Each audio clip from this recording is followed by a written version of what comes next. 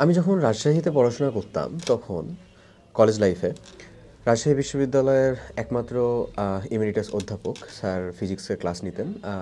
স্যারের একটা খুব ফেমাস বক্তব্য ছিল যে আমি শেখানোর মাধ্যমে যে আনন্দ বা অনুভূতিটা পাই সেটা দেখার পরে শেখানোর পেছনে আমার তার পিছনে দেওয়া এফর্ট বা তার পিছনে যে কষ্টটুকু আমি দিয়েছি সেটা ভুলে যায় এবং সে যে আনন্দ নিয়ে আগ্রহ নিয়ে বিষয়টা শেখে বা জানার পরে তার ভিতরে যেই সন্তুষ্টির একটা ছায়া দেখা যায় সেটা আমার যাবতীয় আনন্দকে অভিভূত করে দিতে পারে।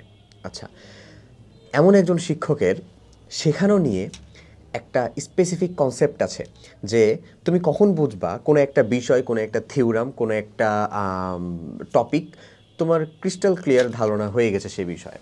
তুমি এটা তখন বুঝবা না যখন এই সম্পর্কে পরীক্ষা হলো, তুমি সেখানে 100 আউট অফ 100 পাইলা। তুমি সেটা তখনও বুঝবা না যখন এটা সম্বন্ধে তোমাকে জিজ্ঞাসা করা হলো এবং তুমি সেসবের উত্তর দিলা না। এসব কিছুর মাধ্যমে আসলে তোমাকে যাচাই বাছাই করা যাবে না। তাহলে কিসের মাধ্যমে বলা যাবে যে তুমি আসলে এই জিনিসটা বুঝতে পারছো বা এই বিষয়টা সম্পর্কে তোমার ক্রিস্টাল ক্লিয়ার ধারণা আছে? এটা বোঝা যাবে তার মতে বা উনার মতে, উনি বলছেন যে এটা বোঝা যাবে তুমি নির্জন কোনো একটা একা জায়গায় আছো।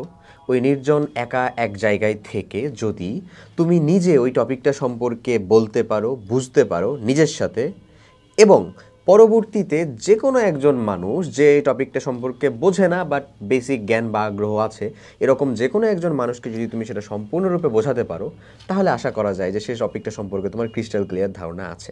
সো এই জায়গা থেকে আমরা এমনটাই জিনিসটা বুঝতে পারি যে আসলে কোনো টপিক সম্পর্কে আমার ধারণার ব্যাপারটা নট সেটা পড়ে আমার মুখস্থ হয়ে আছে সেটার মাধ্যমে একেবারে শেষ হয়ে যায়। এর পিছনে প্র্যাকটিস তো আছেই, প্লাস ওই টপিকটা যখন আমার সামনে আসছে সেটা পার্থিব জীবনের যে কোনো একটা কাজে অ্যাপ্লিকেবল জায়গা হোক না কেন, যদি সেটা সম্পর্কে আমি প্রপার আমার জ্ঞানটা অ্যাপ্লাই করতে পারি, আমি যদি প্রপার সেখানে এই থিওরিটিক্যাল জিনিস এবং আমার প্র্যাকটিক্যাল লাইফের অ্যালাইনমেন্টটা নিয়ে আসতে পারি, তাহলেই হয়তো বা বলা যাবে যে সেটা সম্পর্কে আমার প্রপার জ্ঞান বা ধারণা আছে।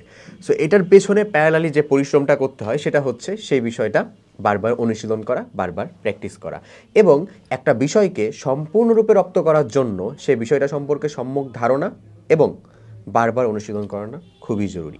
ধন্যবাদ সবাইকে, ভালো থাকবেন, আল্লাহ হাফেজ, আসসালামু আলাইকুম।